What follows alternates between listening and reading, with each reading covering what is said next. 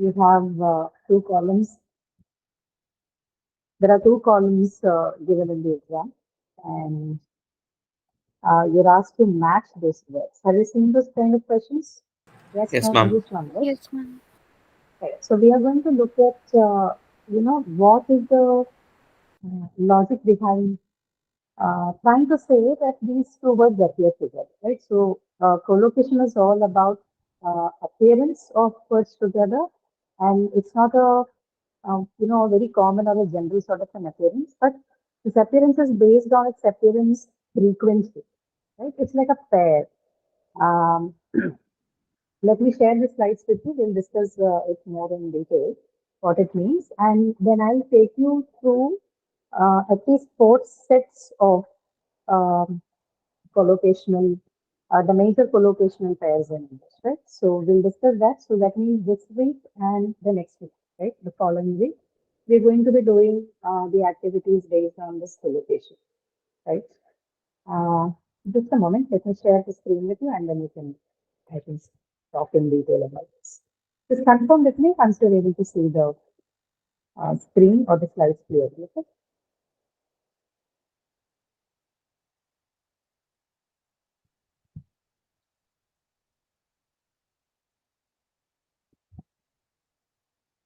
Right. Is the screen visible? Yes, ma'am. Yes, ma'am. Right. So we'll be discussing on the word collocation part for today's class, and let's look at straight away, what this means. So, like we were discussing, these are pairs of words, which means there are going to be two words, right, at least, and these words could be anything, right? These words could be anything in the sense where class could be anything.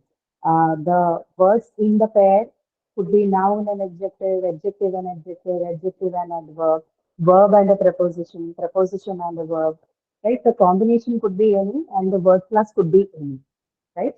Uh, we are referring to any such words, no matter what their word class is, a pair of two such words, which almost always appear together, right? They co-occur and they co-occur frequently. Look at the first sentence that you have on the first point that you have on the slide.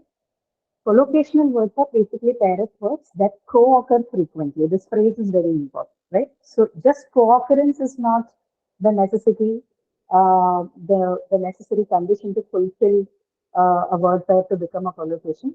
But what is also necessary is their co-occurrence frequency. That is, they should appear together everywhere, right?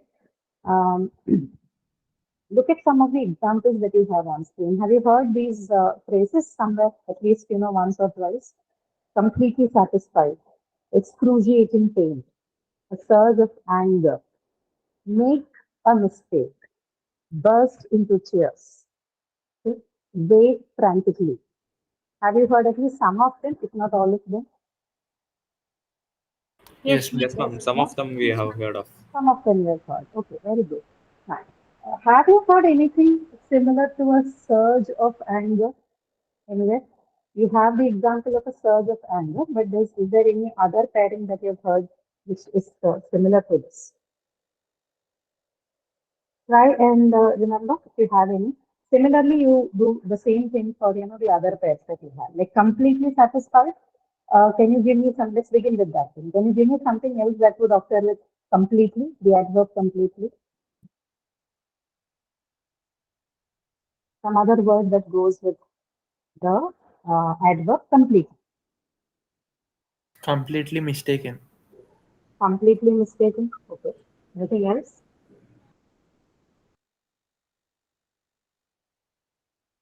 You can comment if you, in case, are not uh, able Completely to wasted. Completely covered. completely Completely completely blocked. cover. Okay, completely wasted, completely covered, completely filled. Yes, somebody tells me completely filled as well. Okay, all right. Others completely. What is that? Sorry, I didn't see the answer. Okay, all right. More. That's all. Anything more? Completely watched. Completely Watched. watched. Yeah. Watched. Okay. Completely watched. Completely blocked. Okay. Now, what does this tell you? You keep this aside. You can keep all these examples that you've given to me aside. Okay, now let's go to the next one. Excruciating pain.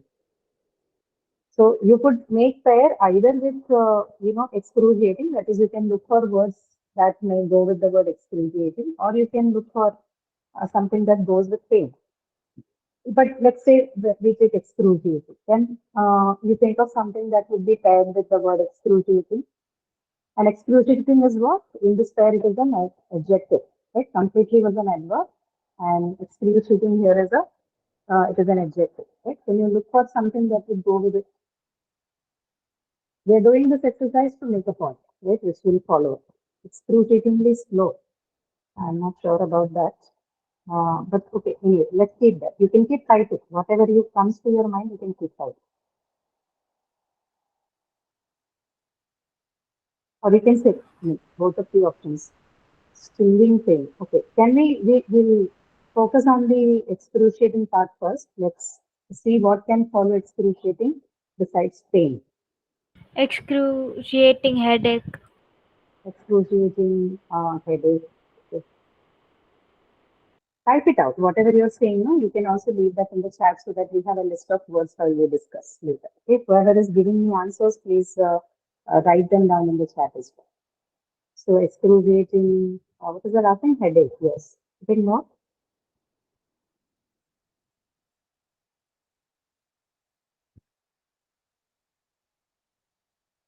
Think.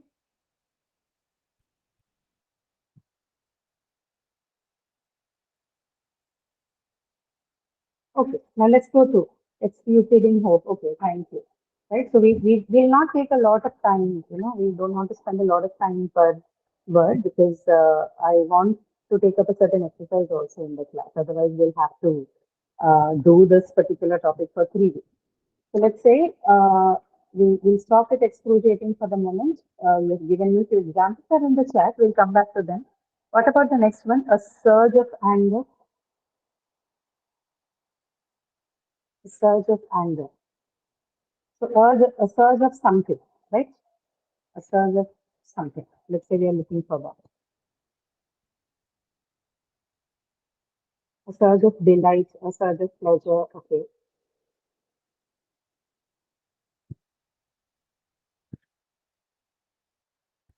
Someone else?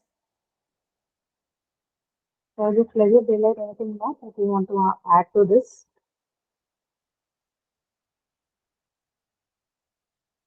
Keep in mind, we are not looking for just surge, right? So don't give me things like surge in the capacity and all that. We are particularly looking for something that would come with a surge form.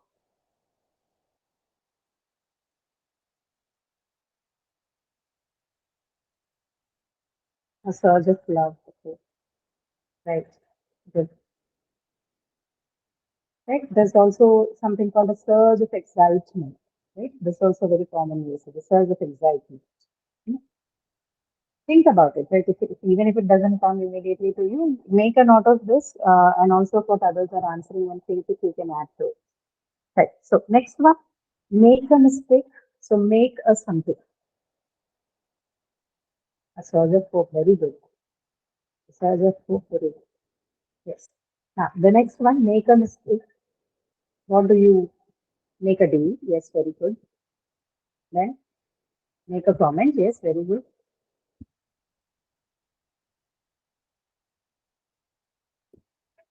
What is that? Make a.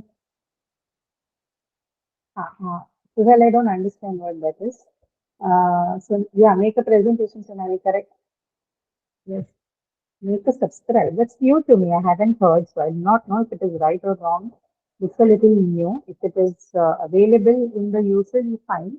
But I am not sure if it. I'll check. Make a pick. Make a pick. Okay. Yeah, make a note. Yes, very good. Make a choice. Yes. Make an opinion. No, it's not make an opinion. You give an opinion, right? Uh, there could be a usage on make an opinion, but that is not a collocational usage. Make a move. Yes. Make a dish. Okay. Yes. So some of the examples that you're giving me are not collocations, and I'll tell you why. right? They are collocations, but they do not qualify as strong collocations. Okay, right, good, good. Next one, burst into tears. Burst into tears.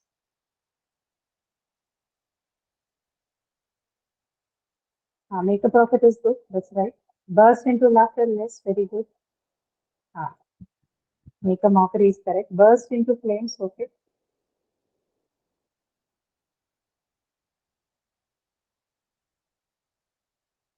Yes. Burst into tears of joy, right? So instead of tears, we can also add tears of joy. Burst into anger, I'm not sure. Hmm. Burst into anger is not a, I don't think it's the right usage. But rest of the ones that you've given me, they're right. Anything? Burst into pieces. It's a right phrase grammatically, but not a collocation. Okay. Burst into wild applause. Have you heard about this? Hmm? Okay. Something called burst into wild applause, referring to, see, burst into is basically an exaggerated usage, right? So burst into not just joy, you can say burst into tears of joy or burst into tears, both are right. Burst into pieces, not a collocational usage. Burst into flames is correct. Burst into a wild applause is correct. Anything else that you know?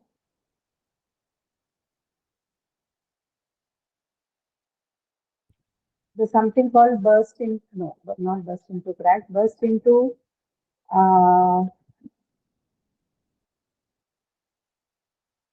blossom or burst into bloom, right? Both mean the same actually. You can say burst into bloom or burst into blossom. You can also say burst into a fit of giggles, right? These are all examples of collocation with burst into. Okay, now the last one, right? Wave frantically. Now this one I give you the choice of taking any of these. Wave frantically.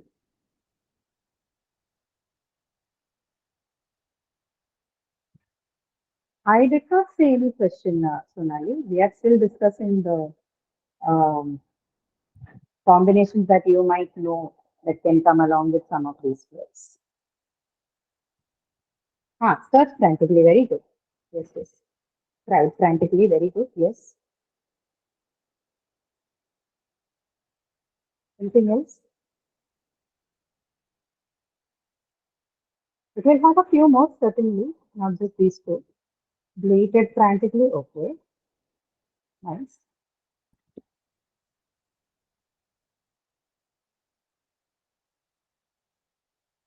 Others, try.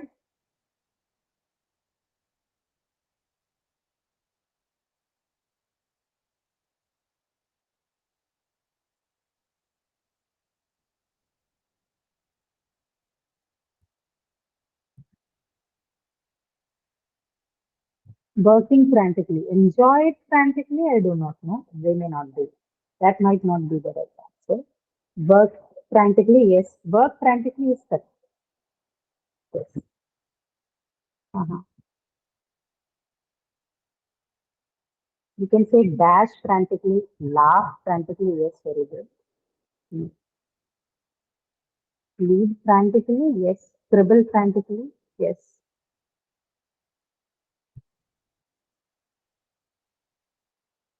Okay, right. So now, if you look at, uh, the activity that you just did, do you think all these, we looked at 1, 2, 3, 4, 5, 6 pairs, right? 6 pairs of collocation at this moment. Was it look around frantically? Yes, the correct answer. That's also correct. Ran frantically is also correct. So see, we can stop for the moment. I'm happy that you've had some answers to this here. But now, next question to you. While you were, trying to search for words which could fit with one of the uh, words in the combination, did you, was it easy for you to find combinations for all of them equally? Was it easy, or did you feel like, some of it was a little difficult and it was, almost impossible to find the next pair after two or three or four of them? But some of them, they had like a lot of it. Yes, no? Yes, Yeah. ma'am. Did you feel that way? Yes. Right. Yes, So, for ma'am. Yes. example, with completely, right? You could add anything to that, right? It feels like that there could be many, many, many more than what we had discussed, right? But when it comes to something like say burst into, you know that there is a restriction. Beyond a point, you are not able to find certain things, right? The combination becomes very restricted. Now, this is how collocation works, right? Let's look at the slide again. What we just, yeah, so well, correct. Your answer is correct. We, I made you do this exercise. I asked you to do this so that we can talk about something that is very important about word collocation, right? Now, word collocation works on spread, which means certain collocational pairs are going to be weak in nature, and some of it is going to be very strong, right? And along with this, I also will have to say that you call a particular pair strong if it is very flexible, sorry, if it is inflexible. Like look at an example like burst into tears, right? Is it a flexible collocation? Can I have as many as combinations as I want? Or can I have too many combinations in burst into? No, right? So it's an inflexible combination. So this is a very strong collocation. So if the flexibility is low, if I can have only very limited pairs coming together, limited words forming the combination, then I call that kind of a collocation a very strong collocation, right? Examples of that would be burst into tears or certain other kind of collocations like, differentiate between, relevant to, right? Um, interested in. These are also examples of collocation between what? An adjective and a preposition. These are grammatical combinations because collocations because they are relevant to make the sentence grammatical. These kind of collocations are very, very strong. Okay, so burst into tears, interested in. These are all examples of collocations which are inflexible. They have very less flexibility and hence they are considered very strong. But something like completely satisfied, right? This is a word collocation. This is a weak collocation. It is highly flexible. You can have many, many words which can be paired with both satisfied and complete, right? So such a pair is a collocation, yet it is not a strong collocation. Got this point? Okay, any question on that? You understood why I call it strong, flexible, inflexible, and all that, right? Yes, no, Yes, ma'am. right? So, next question you can ask me then, how do I decide the flexibility? Is it, is there a rule for me to decide whether, the pair, the flexibility of a word in the pair? How can I decide upon that? Not that there's no way to decide. The only way we know that is by its frequent co-occurrence. If you see something occurring frequently with each other in, speech or in writing, then you know that it is a very strong combination of the pairs, and hence it's a strong collocation. There is no rule associated with it. It's completely dependent on the language use and convention. Right? Remember what we discussed in the initial lectures. We had a one lecture on language learning, right? So we heard in the lecture that there are two parts to it. One is it, which is the innate capacity, something that you have within yourself to learn any language. It could be English, it could be Hindi, it could be Malayalam, it could be Gujarati, anything. You're born with that capacity to learn it. And the second is the languages that you learn by names, which are part of the society that you grow. So language, when it works in the society, it has certain conventions. It has certain way in the way, a certain way in which people would use it. People would like you to speak it. These are called language conventions, right? And these conventions are found both in speech and writing. So when I say it is not rule driven, I'm basically saying that this is how the society uses it. So in the case of word collocation also, if you ask me a question on how do I decide upon the flexibility of a word in the pair, there is no answer to it. It basically depends on the language use and convention. Certain pairs would be always found together. The words in the pair would be always found together, and hence they become a very strong collocated pair. Right? Some of them can take more combinations within them, more words to form combination like completely satisfied. Hence, they are weaker collocation. That's the way the society uses that particular language. And in our case, the English society, whichever society which predominantly speaks English, right? So that their conventions and their standards becomes the norm for other people who want to learn that language or speak. Right? Got this point? Any question on that? Understood the point? Why we cannot, Yes, ma'am. talk about, what if there's a rule on flexibility? Okay. I hope you have understood. If you haven't understood, please ask me. All I'm saying is we cannot apply grammatical rules to everything. Okay, there are certain parts to which we can apply rules and learn it, but every aspect of the language cannot be learned using rules, right? Although it's a rule-bound system, there are certain parts of the language which are hidden or which are carried forward through convention and are arbitrary. That is, arbitrary means not fixed, right? It's not fixed because it is dependent on how the people who speak that language usually prefer to do it. Okay, and these things exist in our languages also, right? It's not just for English. These are very much the possibility for Indian or South Asian languages also. Any language of the world for that. Okay, right. Now, we'll discuss a little bit on the types of collocation we have. We mostly have four varieties.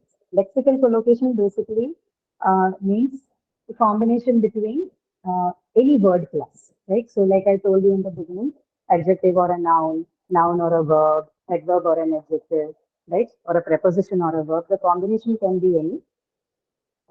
Although the combination can be between any word class, in English we have six major such classes, which means it's mainly the combinations of collocation are found in these six word classes, in the combination of these six classes, right? It doesn't mean that the other classes cannot form the collocation there, but the large number of collocations that you see in the English language are usually when sort of study them and reduce them, we say that they fall within these six subclasses of word class, right? Which are those word classes? The combination of adjective and noun word class, combination of verb and noun word class, adverb and adjective. This is abundant. People who are looking forward to improve their vocabulary in English, right? This is a question that we constantly get from people, right? What do I do to improve my English vocabulary? So people who are looking forward to do that, they will have to focus a little bit on this part of the collocation while they're reading. When you're reading, go through these lexical collocation, particularly between an adverb and an adjective, right? Adverb and an adjective you had in the first example we discussed, right? This one. Completely satisfied. Remember? So completely is an adverb and satisfied is what? It's an adjective, right? So adverb adjective combinations are mostly the ones that you see in writing, which helps you, if you pay attention to it, it helps you improve your vocabulary really well. And why do I say this? It's also because learning words and their meaning and their use in isolation is a very tough task, right? It's a very difficult thing. Whenever you're trying, when you're making effort to learn language or trying to improve your proficiency, you have to ensure that you're learning the language in chunks. And learning in chunks basically means this. You learn as much as possible, you learn it as a phrase, you learn it as a collocation pair, so that you know the exact use in the context of that particular phrase, right? And it's just to avoid that you learn the meaning of the word in isolation. That will not help you, right? So, for example, if I don't know the meaning of the word excruciating or frantically, I can go to the dictionary and figure out the meaning of what frantically is. Most probably, when I go to the dictionary, I might only get the meaning of frantic, right? Uh, you can look at that word, learn the meaning, come back and completely forget it, right? Instead, if you are looking at frantically as search frantically, okay, or what was the example that we had? There were too many other examples, right? Um, dash frantically. If this is how I am looking at the word and its combination, then the chance of me using that word as well as understanding that word is high. Okay, rather than just looking at frantic and its meaning or frantically and its meaning. So learning language in chunk is very, very important for you to retain, right? Retention is much better when you learn it in chunk. And that is also why the advice is that you focus on learning things like collocation.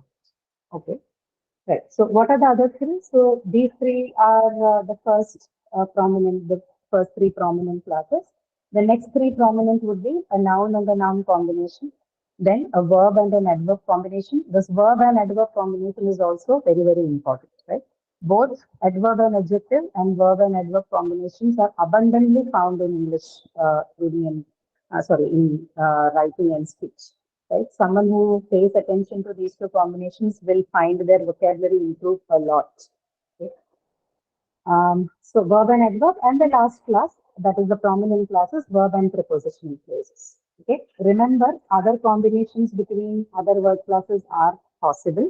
I have listed these because these are the most prominent six word class combination, or which is also called the lexical combination. Lexical just means word class. Okay, it doesn't mean anything. This is why these are the ones that are listed.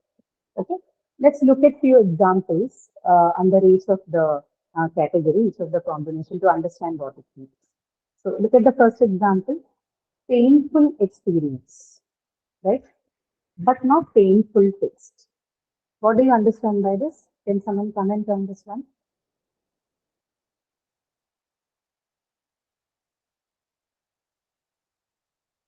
Painful experience, but not painful taste. This is also directly related to what becomes a collocation. Painful experience, but not painful taste. What do we mean by that? Can I say painful taste? Does it have a meaning? Have you ever heard something called No, painful ma'am. taste? No, right? But you have heard painful experience. You could have heard other combinations with painful or with experience also. But have you heard painful taste? No, right? And why is it not a possible combination? Because there is no semantic possibility for it. It has no meaning. Right? If you use something like a painful taste, it could be a creative coinage, but it cannot be a collocation because it is not a pairing that occurs frequently. Remember the first uh, point on the previous slide, co-occur frequently, right? Painful taste might be a combination that can appear in a creative coinage somewhere, but it is not a part of the common vocabulary of the language or an accepted part of the common vocabulary, right? Because it has no meaning. Understood. So semantic restrictions on meaning also affect the possibility of pairing in collocation. This also you should keep in, right? Painful experience, painful is adjective and noun is an extra, experience is a noun. It's a combination of painful and, adjective and a noun word class. Adjective and noun word class, they are very weak in nature, right? The strength is very weak. They're highly flexible. You can have various and numerous combinations between adjective and noun word classes. The given words can form various combinations. Hence, usually the adjective and the noun combination is considered a little weak, right? It's highly flexible, hence considered weak collocation. Now, the next one, verb plus noun. Open the door. Open the door. Actually, both of those examples are correct. I think what I meant to write was open the lights. Okay, you can say open the door. You can't say open the lights, right? You have to say turn on the lights or turn off the lights, not open the lights, right? But open the door is a right combination between verb and the noun. It's basically like an imperative sentence, right? Open the door or open the tap, but not open the lights, right? When it comes to lights, you'll have to say turn on the lights or turn off the lights, right? Adverb and adjective, deeply hurt, strong women, but not strong food.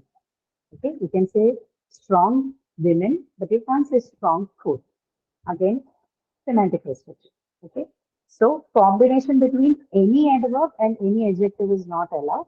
If there's a semantic restriction, like in the case of painful taste or strong food, then that pairing is not accepted or it is not allowed.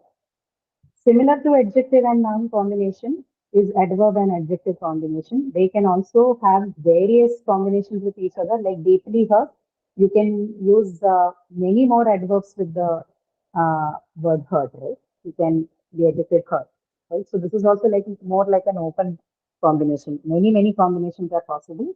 So again, these kind of collocations are considered weak, right, due to its high flexibility.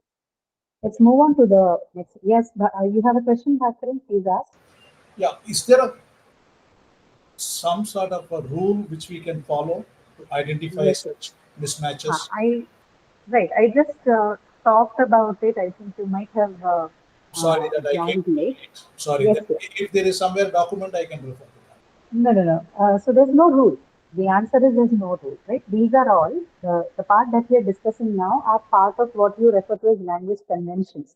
I'll just repeat it for the sake of you because that's an important point to understand here. Like we discussed, we have grammatical components in this language, right?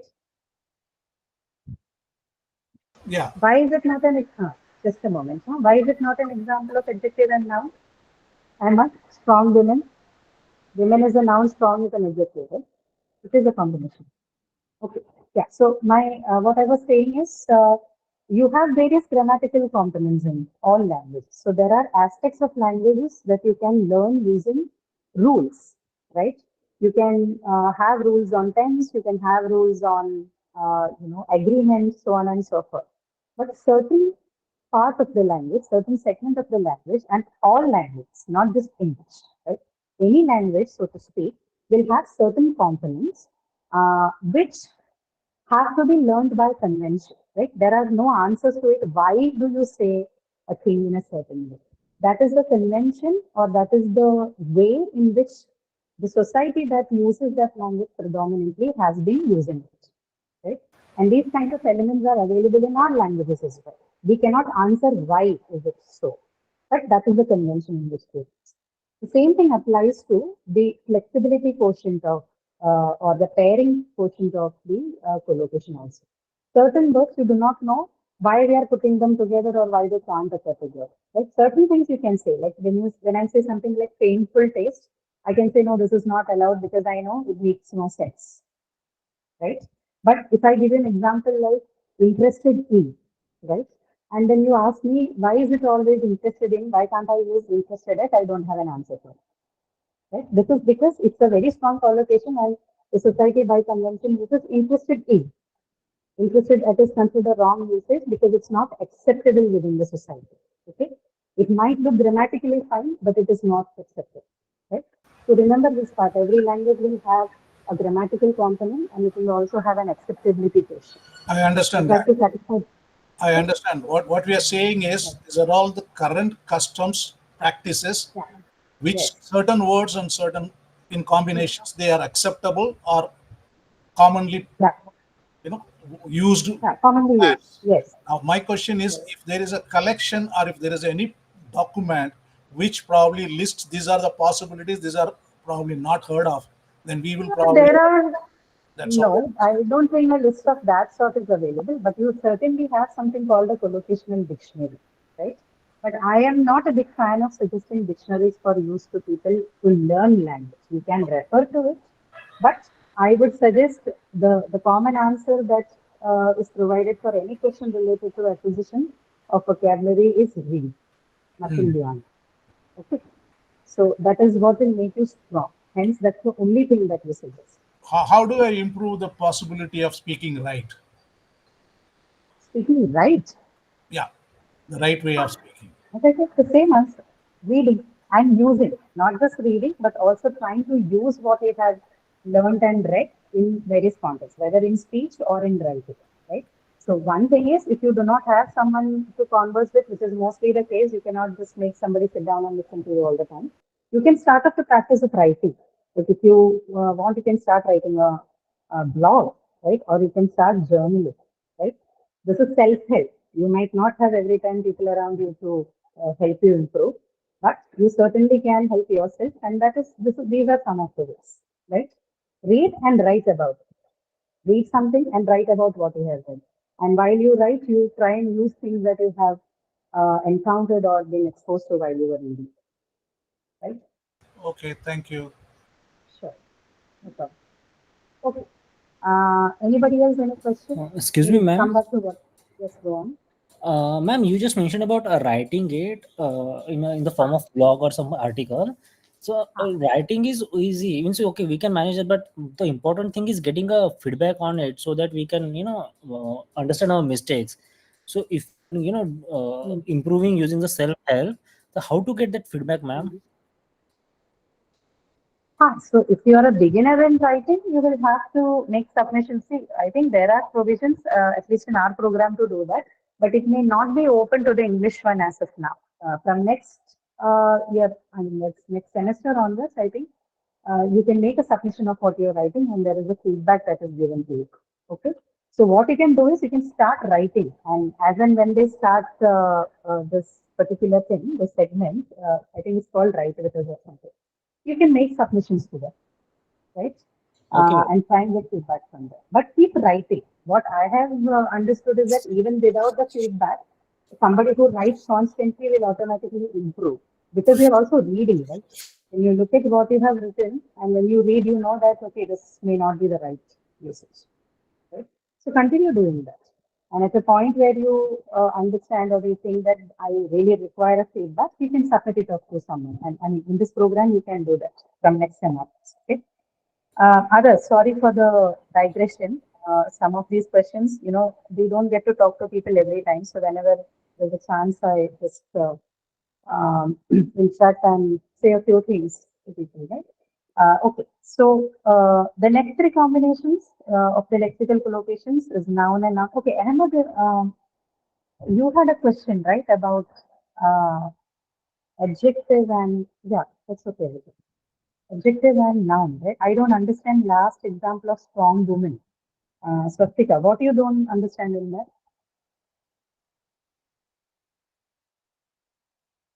Actually, the ma'am sentence I don't understand. There is no sentence. It's just the phrase strong women, and that was an example of a combination of adjective and noun, right? Yes, I ma'am. think it was. And that's it. Strong women, not strong women. Okay. So it's that strong women is a right combination. Okay. Although a weak combination because you can have any other, there are many more adjectives that are possible with the word women, right? But not strong food. Strong food is a wrong example because it is semantically wrong. It doesn't mean anything. You can't say strong food. You can say strong smell, but not strong food. Right? Yes, ma'am. So in that sense, it's a wrong usage. So it's an unacceptable combination because it is semantically flawed. It has no meaning, right? Okay. Yeah, yeah. Now, next is a noun and noun combinations. Herd of elephants, right? A lot of collective nouns might fall in this particular category. Herd of elephants, right? Bunch of trees, so on and so forth. Then the verb and adverb combination, speak loudly, right? This is also a kind of collocation which is very weak in nature, which means when I say it is weak, I mean to say that several possible combinations are allowed for these kind of word classes. Verb and adverb combinations, you can make a mix and match of many, many pairs. Hence, it's a very weak bond between them. So we call it a weak collocation. Now, look at this one again. Speak loudly, but not walk loudly. Right? You can't say walk loudly because it doesn't make any sense. Right? Semantic restriction again. So that kind of a combination is not possible. Right? The last one, the prominent lexical collocation is a verb and a prepositional phrase. Look at the example: beam with happiness or beam with pride. Right? So with happiness, with pride is your prepositional phrase, which is in combination with the verb beam. You can say beam with happiness, beam with pride, but you can't say beam with gladness, right? Is there a difference between happiness? Okay, let's put pride aside, but happiness and gladness. What do you think? Sonali, yes, we can answer. If you're answering. If you're not, then the question is open to others. Uh, are happiness and gladness related? They are. I think so. They are. Both So they state, have both are representing a state of mind. Correct. mind. State of, yes. Definitely towards Happiness the and positive side. Happiness, glad. correct, correct. So there is a degree of variation between happiness and gladness because when I Yes. say ecstasy, it's again happiness, but it's a very higher form of excited happiness, right? When I Yes. say You're ecstasy. right. And then there's happiness and then there's gladness, which is lighter, than happiness, or if it is deeper than happiness, if I'm supposed to talk from the emotional perspective. I would But say, they all have similarity. yeah, when someone asks, how are you feeling? I'm glad, okay, I'm happy. Yes, That's much more yes, stronger. correct, correct. So they certainly have similarities. There are similar shades of meaning. However, in usage, look at how they are done in the language, right? So you can say being with happiness, but you can't say being with gladness, right? This is what collocation tells you. Even when there are similarity of shades, similar shades of words, similarity in their meanings, you still may not be able to use it exactly the way they're used. Like I can say being with happiness, but then I cannot say being with gladness, right? But I can say being with pride. This is a very different word there, right? So these are also aspects of collocation. Like just because the word has similarity of meaning with something else, it doesn't mean that the same combination of word classes that I use with the other can be allowed for this, right? So look at this one. Fall in love. Okay, a good usage. We always the most commonly used expression fall in love, but you don't say fall in hate, right? We don't say fall in hate. We only say fall in love. You don't say, for example, you have the next one, the next example that I have on the screen, handle with care. But do you say handle with indifference?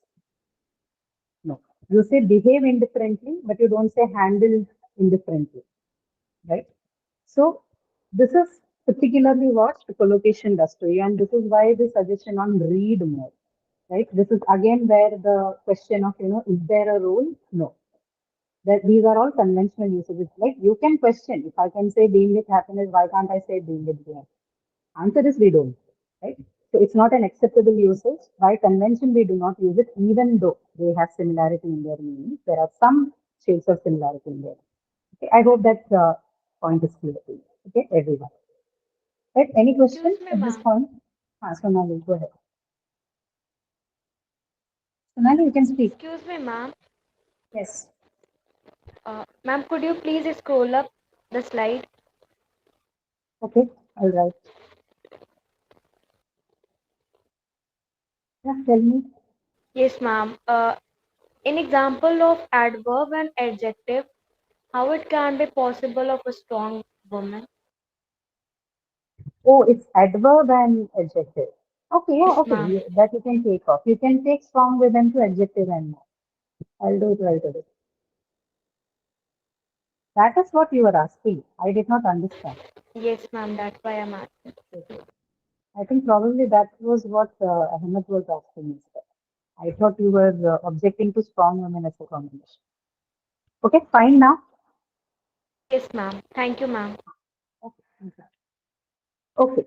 I hope you have no question. If you have any, you can ask. I think this much should be understood to all of you. Okay.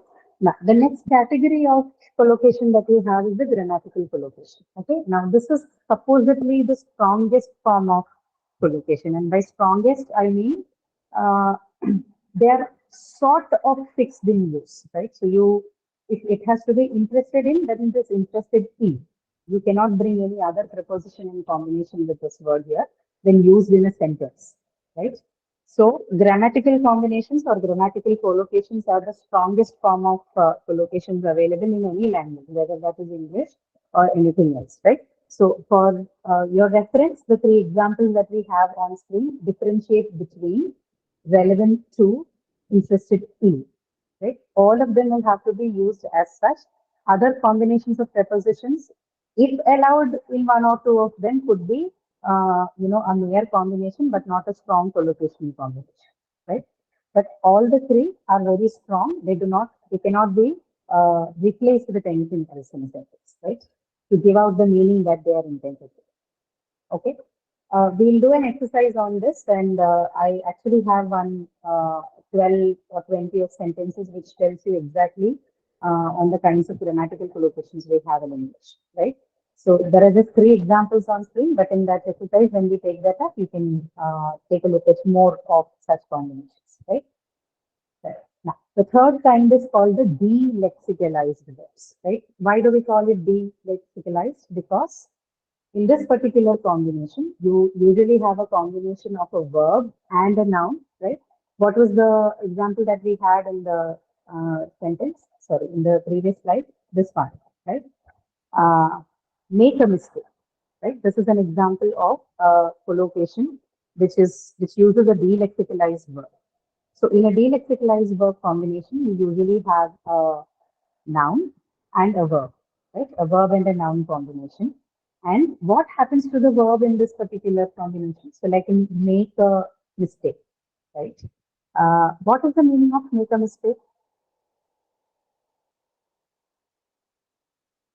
What is the meaning of the phrase make a mistake? To do something wrong. To do something wrong. Are you making a mistake? Right? What is the meaning of the word make? To produce something, right? But do we have that kind of literal meaning used in this particular phrase, make a mistake? No, right? Which means the verb is delexicalized. When I say the verb is delexicalized, I mean to say that the verb actually does not play a lot of role in giving out the meaning in that phrase. It is the noun which is the main part of that particular combination. It is from the noun that you derive the meaning of that particular collocation and not from the verb, right? That is not adding anything or is not contributing any meaning to that collocation, which is why the name delexicalized verb. Delexicalized because no contribution in meaning, right? No meaning is being contributed. So similarly, like make, you have a few other verbs in English which are used as delexicalized verbs and are used in the combination of these delexicalized verbs, right? What are those? Some of them are they're on your screen, right? So do, have, get, go, make, and sometimes also there's one that is missing from this list. Can you tell me what it is? Two, no, actually one, just one. Put and set are like more recent. They have been added to the delexicalized verbs list recently. Recently, I mean, by recent, I mean maybe a decade or so ago, right? But there's one that is missing from this list. Can you tell me which one is that? Do, have, get, go, make, take. Anybody? Any wild guess? Ma'am, can I ask a question? You can ask the question. Do you have an answer for this? Right? No, I don't. No? No, Okay. not, What is the question? Huh? he is making a mistake. You said that. No, not that kind of Sentence. example. We have a set of verb here, no? Verbs here, right? We have do, have, get, go, Yeah, make, make. etc. Here the verb is making, but really is Yes, not yes, making. yes, that's right. But I'm saying there's one verb that is missing in this list. I'm not following. Okay, right. I The thought, verb is, no, I thought we are understanding the verbs are not really meaning what they are normally mean. yes, The you're sentence right. Your is understanding is right of delexicalized verbs. okay. Absolutely correct. I am only asking you that you see a set of verbs there, right, in the first Yeah, point. I see. I These see. are all, they are delexicalized verbs. There's one verb that is missing in that list. I'm just trying to see if there's anybody who can say what that is. Yeah, okay. What you're saying is one is missing in this. Yes, one is missing. To have, so,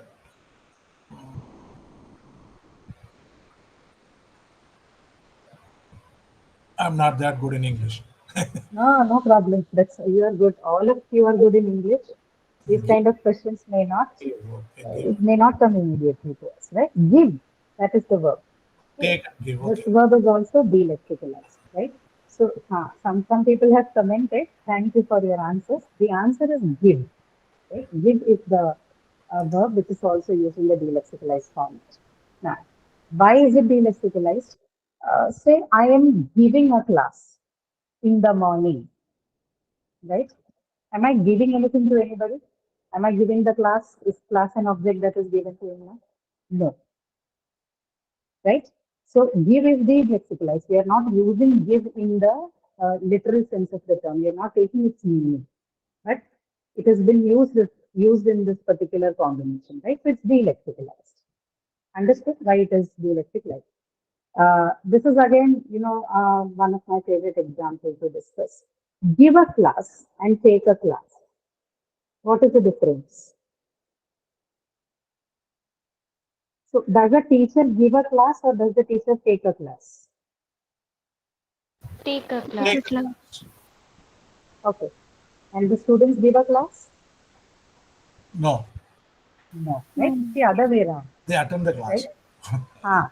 I give the class and you take the class. I am giving you a class and you are taking this class. Understand? This is a very commonly seen error in the Indian users, particularly give and take. Right? So teacher gives the class and the students take the class. Teacher doesn't take the class. Okay? But in both the sentences that I use, that I am giving a class to you and you are taking the class with me, the verbs take and give are both what? They are being lexicalized verbs. Okay? So this is how you use them in the collocational combination. Okay? All right, any questions? So there are few examples for you here. Take care.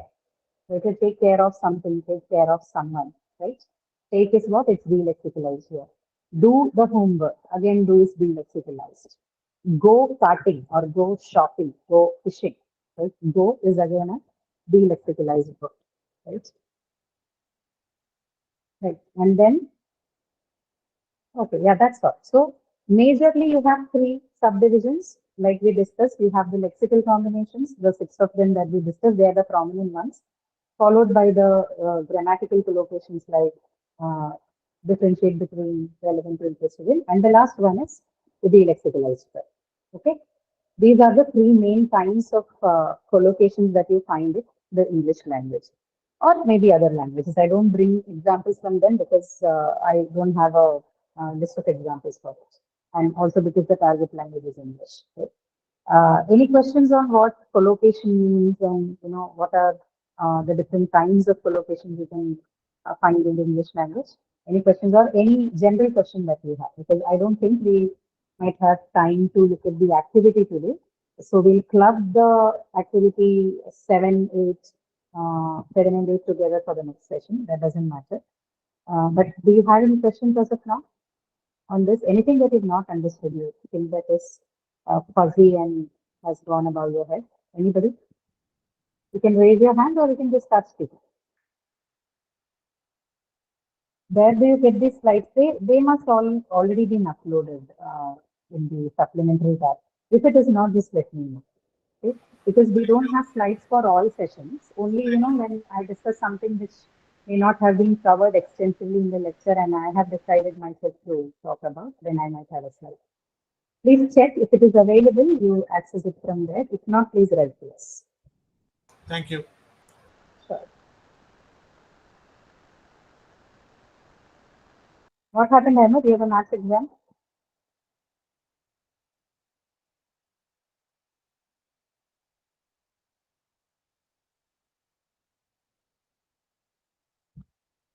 Oh, integrate with. Sorry, did you ask something? No, I did not ask you. I was asking someone by the name of Ahmed. Looks like he was giving an example of this is what an example of grammatical collocation. Or were you talking about some maths question? I figure it as an. Oh God. Okay, fine. Thank you. I'm not sure of this. I've left these things long back. Okay. Huh. Any questions? Anyone else? Ashok Sinha. Yeah, you have a question?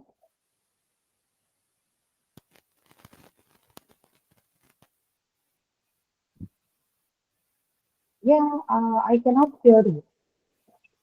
You haven't.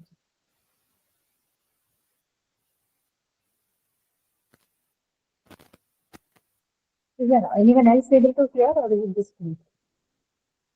We can't hear, ma'am. Okay. Sure, sir. We are not able to hear you.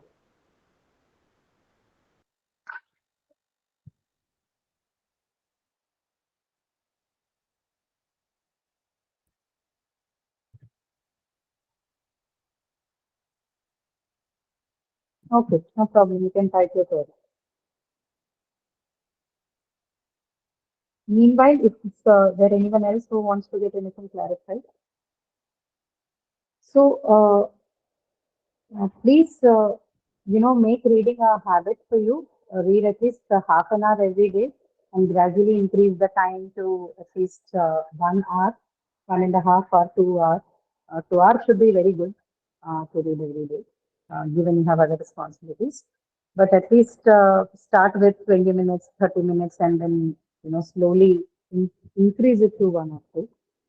No matter which field you are in and which discipline, it's only going to help you, right? So to understand and learn these kind of intricacies of language, because word collocation might look easy, but it's actually a little difficult part because it falls within the vocabulary acquisition part of the language, which is the toughest unless you put in the ample amount of efforts required, right? So the only method to get up to that levels of vocabulary is consistent reading, right? So do a little by little will help you. Like satisfied can be treated as an adjective as well as verb. Yes. Satisfied can be treated as an adjective as well as a verb, but uh, if it is if it appears in something like completely satisfied, then that is an adjective, right? But if I say like I am satisfied with your grades or scores, then the usage is as a verb, right? Uh, when used as an adjective, it is basically a participle. It has the ed suffix, but then that ed suffix is a participle suffix, and it's not the past tense marker.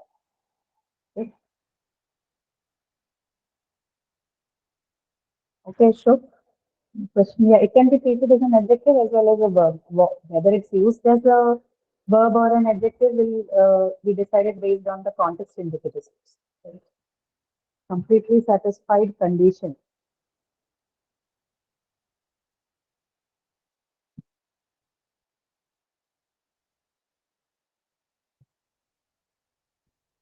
So it has to be completely, you don't say completely satisfied condition.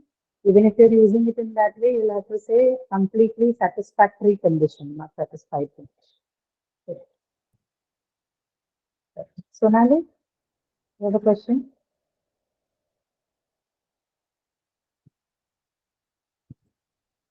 Yes, ma'am. I want to a request to you.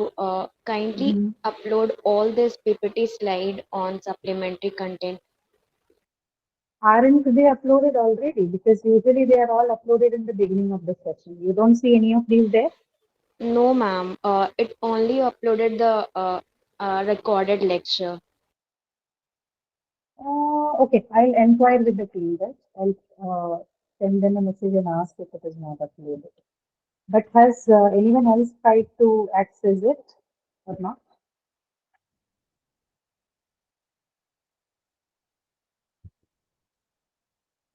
Check it. Others also, meanwhile, we check the PDF. I think they'll be uploaded as PDFs if I'm not wrong. But I'll ask them to recheck again and see if everything is uploaded. Okay. Yes, ma'am. Kindly, because it will be So do helpful one for thing, Sonali. during the Please exam. write to the forum also. Okay. I will tell them, but you please write to the forum also so that it is on record that somebody has asked, right? Sorry, ma'am, but I couldn't be able to access my Discuss forum. I mailed to the Mhm. support team. Okay, you need to support it. Okay, anyway, I'll inform the team and I'll ask them to recheck if they have uploaded everything. If not, they'll do that. Okay. Ma'am, But thank you, you ma'am. on your part ensure that this is not just a problem for you. I'll ask them to recheck and upload, but you also make sure that it is not something that is just happening to you. Okay. Check with someone else as well if they're able to access. Let me just check it right now. How about others? Are you guys able to access? No, ma'am. No. Okay. Fine. All right. Then we'll ask the team. Right?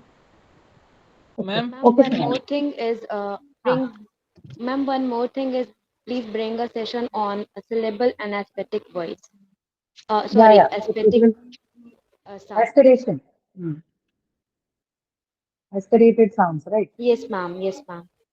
Yes. ma'am, That I would need some. happen.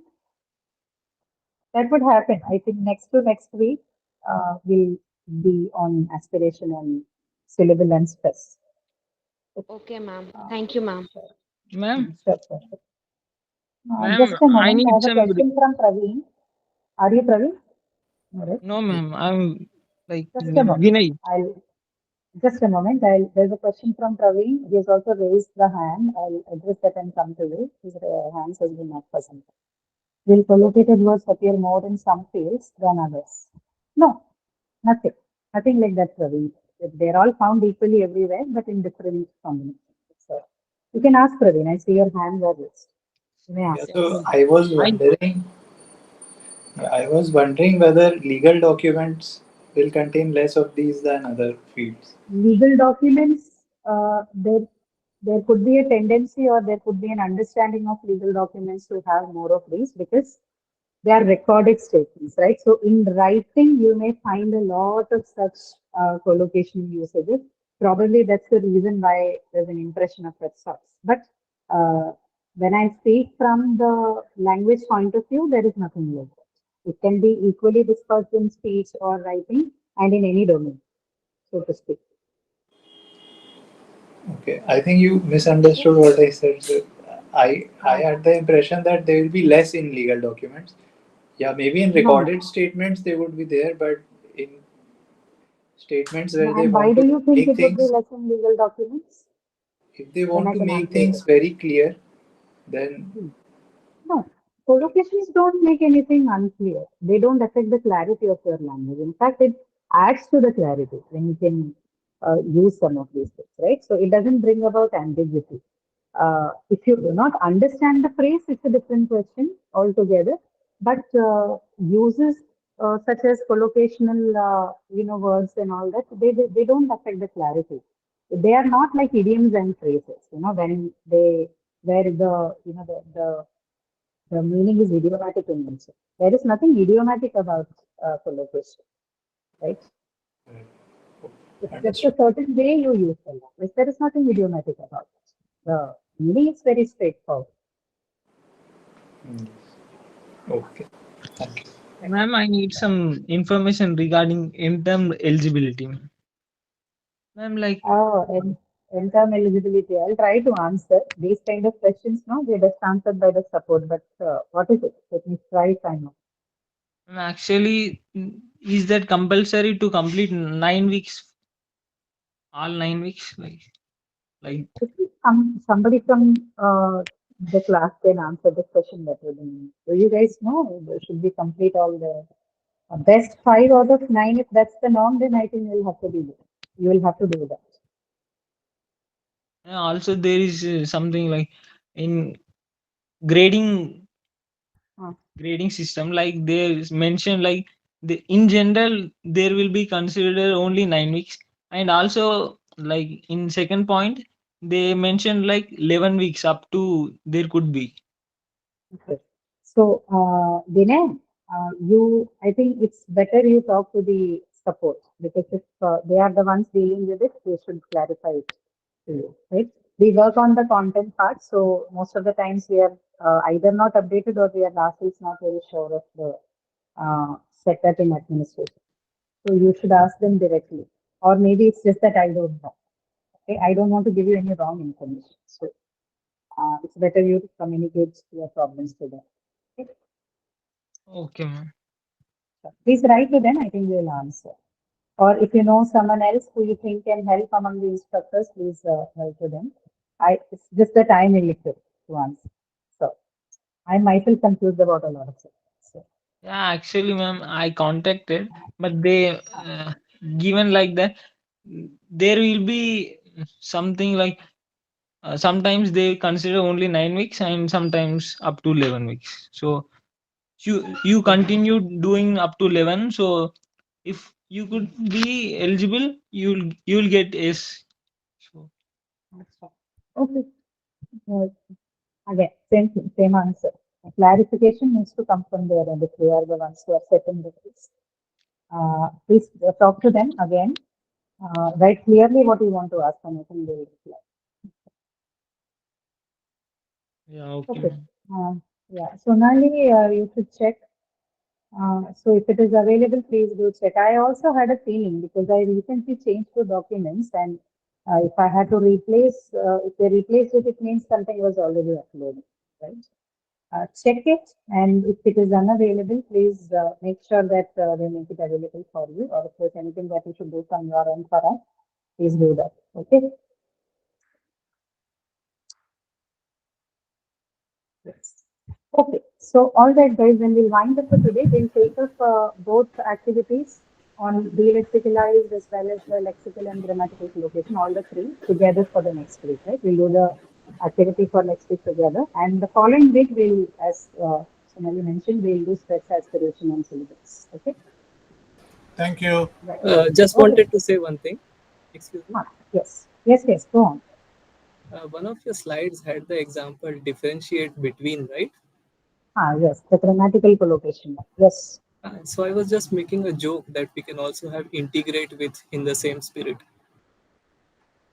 Oh, okay. I understand. Oh, that is what you were talking about. Yes, yes. We have Oh, calculus, okay, okay. we have differentiation, we Ah, have integration. yes, So it yes. came from that. Okay. But I think it's not grammatically wrong either No, to it say is not integrate with. It grammatically. will You work. just say integrate. You don't say integrated. And no, differentiate between. Actually, you don't say integrate with. And integrate with, you don't say. You simply say integrate. No, that's all. Acha. The with is kind of unnecessary over there. Yeah, it is unnecessary. You don't need it. Integrate can stand on its own. But yeah, if you're talking about a component that needs an integration, then it is integrated with something, right? But the action of integration itself is just integrate. That's all. Yeah. Thank you. Okay. All right. Okay. Thank you so much, everyone. I'll see you next week again. Hope to see you again. Thank you, Have ma'am. a good day, everybody. Thank you, Thank ma'am. you. Sure. Have a good day, everybody.